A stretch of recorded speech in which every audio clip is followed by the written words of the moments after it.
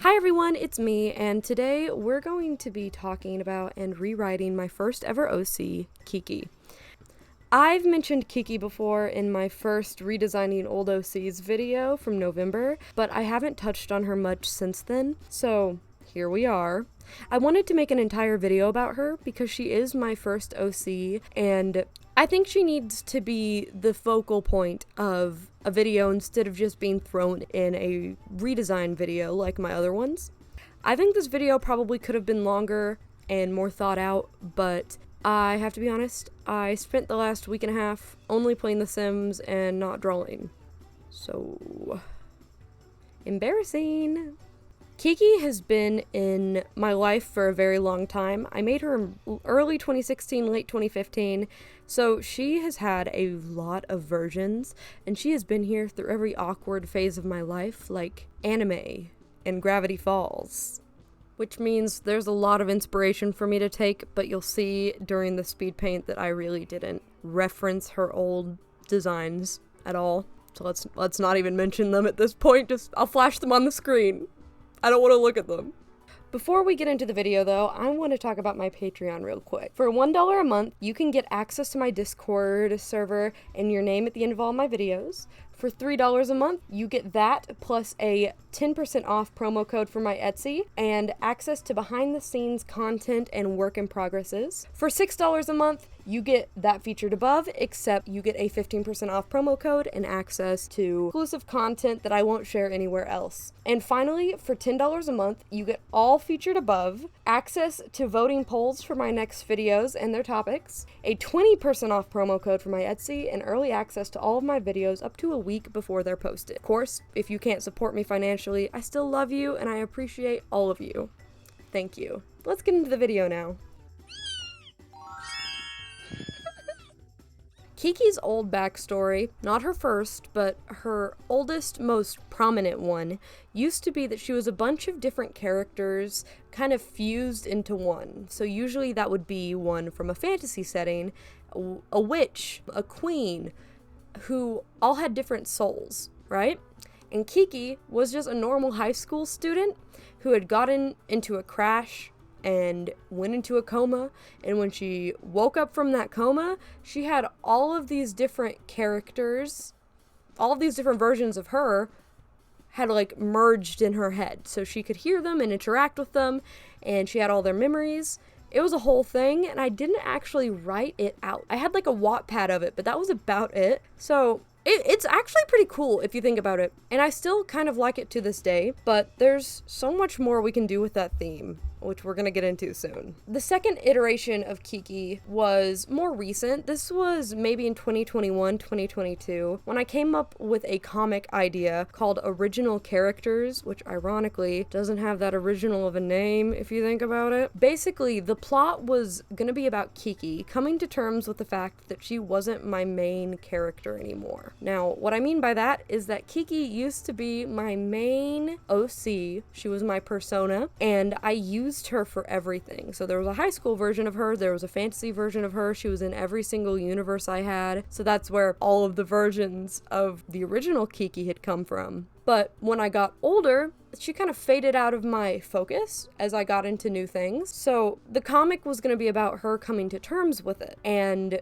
being conscious of the fact that she is an OC and not just tons of different characters. And that's what I wanted to focus on. I want that detail. I wanted a conscious OC because I didn't want Kiki to just have a story like all of the other characters I redesign and rewrite, because if you notice, I usually base something around their original story. Hala, for example, she turned into basically what she was, which was someone's persona. I just rewrote what type of persona she was. So I wanted Kiki's story to be a unique, interesting take on her character, to kind of put her on a pedestal above all of my other characters, even though I love all of them equally. I just wanted her to be special because she is important to me and she's been there through a lot of my life. So this is where my friend Charlie comes in. Thank you, Charlie, for helping me with this entire story. I genuinely would have exploded if I didn't have help. So thank you, Charlie. Everyone say thank you, Charlie. Thank you. So Charlie and I came up with some new details for a new story, and I decided to mix these details details that we came up with these 2 old stories I had for her. So her original backstory plus the original character's plot. And I think what it turned into is actually pretty interesting, and I do really like it.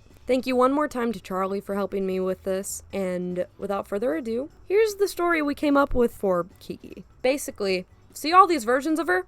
They're canon now. They're not just different characters like they would be before. These are just all her. This is just what she's grown from. She doesn't remember it at first, but they're all different parts of her. So what I've done is I have made Kiki grow to be conscious around the time that I'm 15 through 16, because during that time in my life, I had gotten into tons of different games and movies, and I had grown apart from my old OCs, which included Kiki, meaning during this time when she notices that she's not the center of my attention anymore, she gains consciousness and has to deal and cope with the fact that she's not the main character anymore. And that's probably hard for someone who's been so important their entire life, and I think that's what the entire first half of her story would be. It'd be about her grappling with the fact and growing from it. But I don't have enough time to talk about that right now, because there's a lot to talk about. It could be like an entire YouTube video or an entire comic on its own, okay? So that's the entire first half of her character. She grows to be conscious of the fact that she is a character and that there's so many versions of her and she can remember them. She knows she's fake, but she comes to be okay with it. And because she comes to be okay with it, she kind of gets this not power where her house kind of becomes a haven for all of my other OCs during transitional points in their life. And Kiki is still just a woman. She's a normal lady. She's got a husband and a son who I was gonna do entire redesigns for, but I did not have time. If you want to see her family, they are on my Patreon on the $6 tier though. I hope you enjoy them if you go and check it out. So she's still a mother and she's still a wife and she's just a normal lady. And because of her motherly role in her family, she gets a kind of interesting way to interact with my other OCs. Now, when I say that her house becomes a haven to them, I kind of mean that it houses them during hard or transitional points in their life, or their life as my character, not just in their story. But it's not canonical versions of them. This isn't something that they're gonna bring up to their friends. Like, Alma is not gonna randomly tell Bennett that she met this beautiful woman named Kiki who helped her in the middle of like dinner. No, that's not gonna happen. It's kind of like an out of canon experience where she encounters like the souls of my OCs, if that makes sense. But she encounters them in an interesting way. So what Charlie came up with is that she has a handful of trinkets and items that were important or belonged to the characters in question. So, for example, maybe it's Nero, and the item in question is one of his earrings, or his glasses, or a card of his, like a playing card. And this item has enough power and energy to tie the character into Kiki's little realm, into her plane, where they can now come and visit her. And the way they come and visit her, they show up as their child selves. I'm not sure why. It's probably because Kiki's like motherly and I've been listening to Not a Lot Just Forever a lot. So there's reasons behind it. Trust me. But they show up as their child selves. And my example for this would be my character Eleanor, who is my favorite character of all time, but before she was my favorite character, she was just a random design that I had with a name. I made her early last year, I designed her, she's beautiful, but then I didn't touch her for nearly 9 months. In that period of time where she was just in my vault waiting to get a story, that's when she would have visited Kiki. Kiki would have taken care of Eleanor during that transitional point where she went from being just a design to a very amazingly written character who I'm incredibly proud of.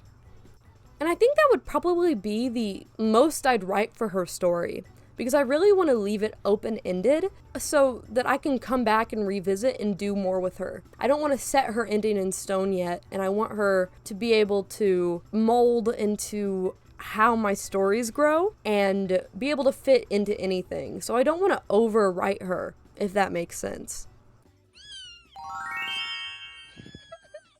So this is how she turned out. I think Kiki looks very, very pretty, and I think it's a good design to base the rest of her on, so I can always do more outfits and more hairstyles, but I think this is a good, like, base design to stick with for now. I really hope that the story did Kiki justice, because as I started thinking about it, Kiki is very important to my upbringing, and she's been with me through a lot of very hard times in my life. So I really wanted to make sure that I did her a service by giving her a special story, because it's kind of weird to talk about my creation like this, but I got through a lot of stuff just because Kiki was there, and I'm thankful that I got to write her and that she's been my OC for so long, and I don't want her to be forgotten. I'm excited to see what else I can do with this character. I think the story so far is pretty good, but there's definitely